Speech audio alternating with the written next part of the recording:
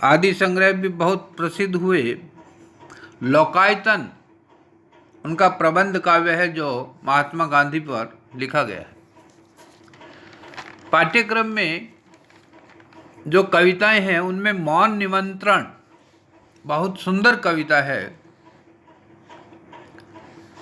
यह कविता एक रहस्यवादी कविता है। कवि पंत प्रकृति के विविध क्रिया व्यापारों में उस परम सत्ता की झलक प्राप्त करते हैं।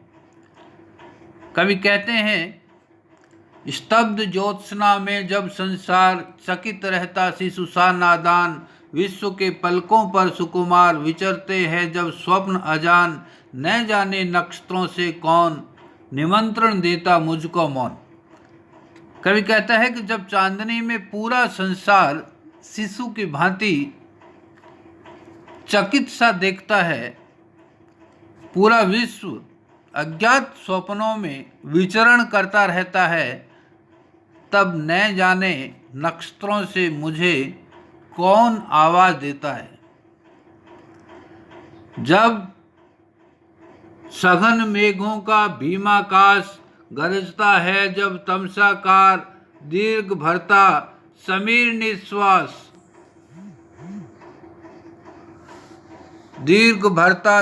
निश्वास प्रखर झरती जब पावस धार, न जाने तपक तड़ित में कौन मुझे इंगित करता तब मौन।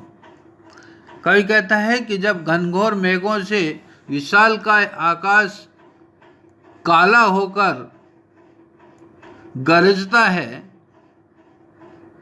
तब और जब वर्षा की झड़ी लग जाती है पावस ऋतु में, तब बादलों से चमकती बिजली के रूप में मुझे कौन संकेत देता रहता है।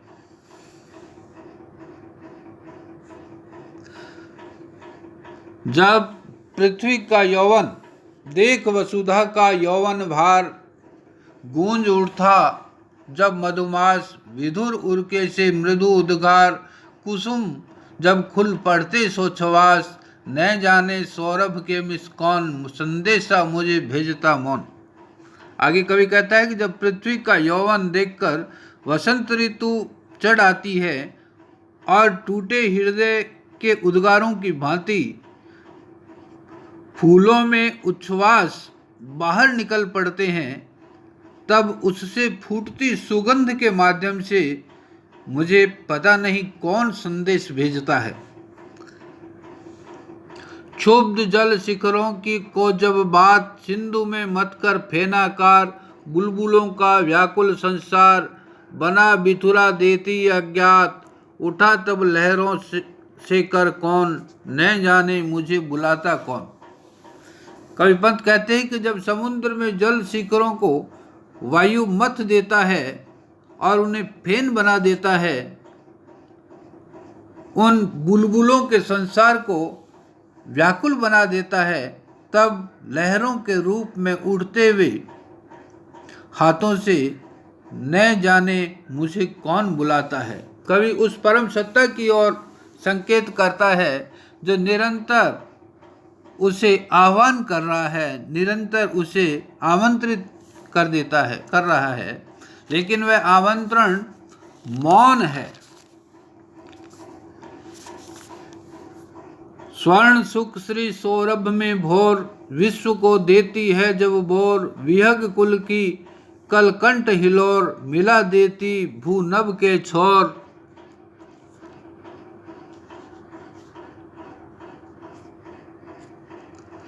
न जाने अलस पलक दल कौन खोल देता तब मेरे मौन।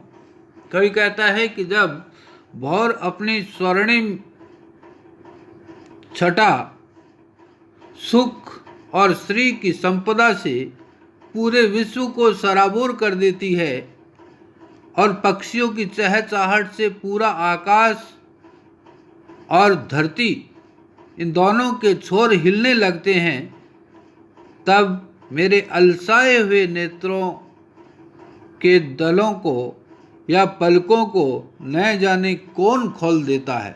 जो मुझे आकर प्रभात में जगा देता है वह कौन है।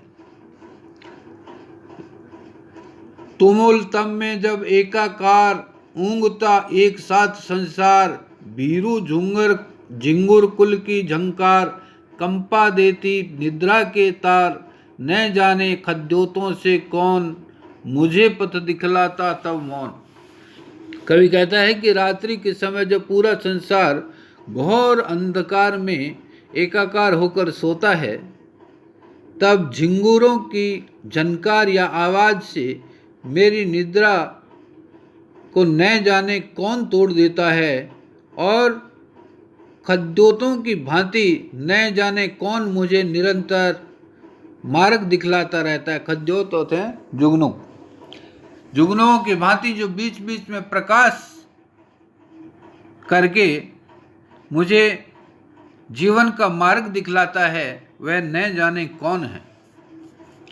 कनक छाया में जबकि सकल खोलती कलिका उर के द्वार, सुरभि पीड़ित मधुपों के बाल, तड़प बन जाते हैं गुंजार, न जाने ढुलक ओस में कौन, खींच लेता मेरे दृगमौन।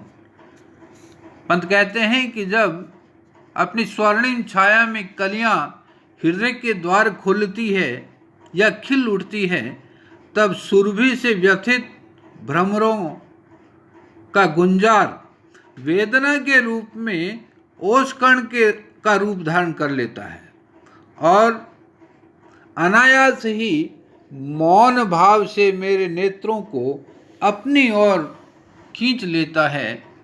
वह न जाने कौन है। बिछा कार्यों का गुरुतर भार, दिवस को दे सुवर्ण अवसान, शून्य शैया में श्रमित अपार,